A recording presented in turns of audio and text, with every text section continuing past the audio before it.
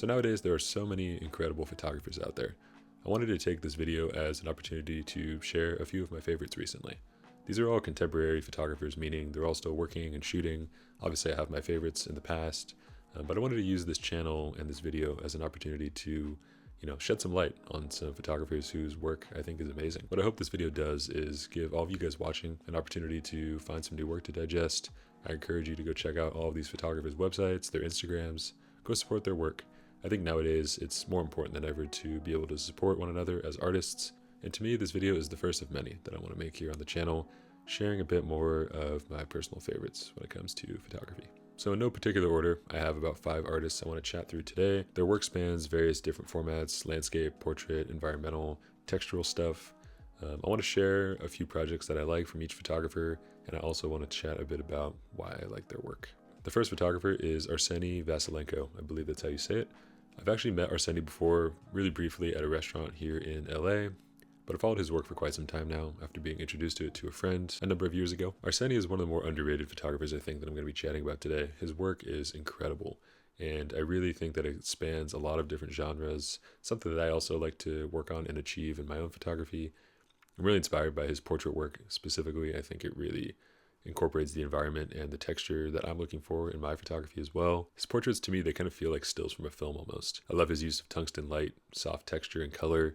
Really blends the environment with the landscape and the portrait of the person he's photographing. He recently shot Josh Brolin at a studio here in LA.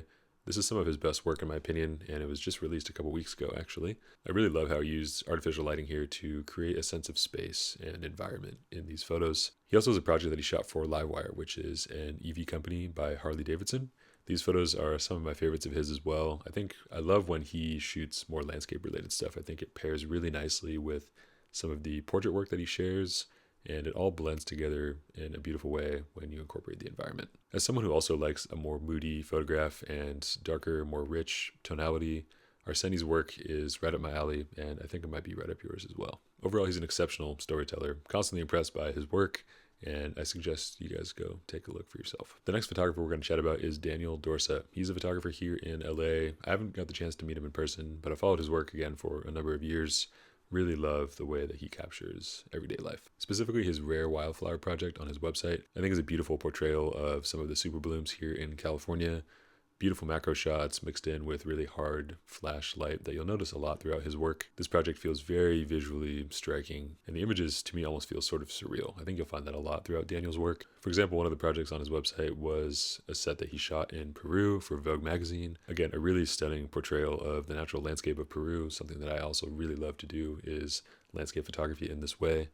His work is gorgeous. The use of color, the use of light, really interesting compositions, and again, I love the way that he pairs his work. He really blends so many different genres so seamlessly, everything from portrait to landscape, architectural, more cityscapes. To me, when I look at his work, it feels like a very honest portrayal of the places that he travels to. I really enjoy his eye when it comes to photographing spaces and landscapes, as this is the work that I'm also really drawn to as a photographer. His use of really tight crops also is something that I'm very fond of. Really love Daniel's work. And again, if you guys want to check out his website, I will leave a link down below. The next photographer is one from Australia, Saskia Wilson, also someone who I've followed for a number of years. Her work is really beautiful. It always seems to be set in some sort of beautiful sun-drenched environment, which I can relate to as someone who lives in California. I think Australia is pretty similar when it comes to just how much sunlight we get on a daily basis.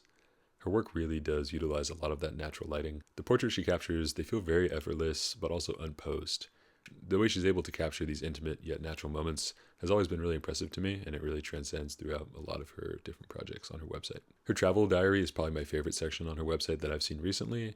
It mixes a really nice variety of personal travel vignettes, again, all really sort of utilizing this golden, almost California-like sunset glow to her photos. Feels very nostalgic, feels very intimate, and I'm a big fan of everything that she shoots. To me, there's a real softness to her work. I think that carries a lot of intention. I think what this does to the viewer is it allows for a really relaxed point of view, and I think that's really kind of what is in currently when you look at the photography landscape. These really relaxed, sort of intimate, soft moments. These are also moments that I really enjoy capturing as well as a photographer, and I think Saskia does a phenomenal job. If you want to check out her work, there'll be a link down below. Next is Dunn. He's a photographer here in LA and a photographer that I've, again, followed for quite some time. Graham, it feels like, is known for his editorial and portrait work spanning multiple different genres, projects, very large brand catalogs such as Free People. I think he's shot pretty much all of the Free People catalogs over the last several years. I'm always really impressed with what I see from him. There's definitely an effortless blend sort of tonality, mood. I love the way that he captures more in-between moments rather than just standard posed photos. His work has that sort of timeless West Coast sensibility to it. There's this sort of soft light, really quiet compositions, and the portraits really speak for themselves. I think his editorial work is some of my favorite currently. Every frame definitely feels like an extension of the environment that he's in. I really love Graham's work. I think he's a really talented photographer. Definitely go check it out for yourself. Last but not least, we're going to talk about a photographer in Portland, Munn. I've never met Cameron in person, but we've chatted over Instagram a few times. His work is really stunning. As someone who also really loves to shoot industrial landscape scenes, Cameron's work is really easy on the eyes. His Coast Guard project for Monocle, I thought, was one of his best.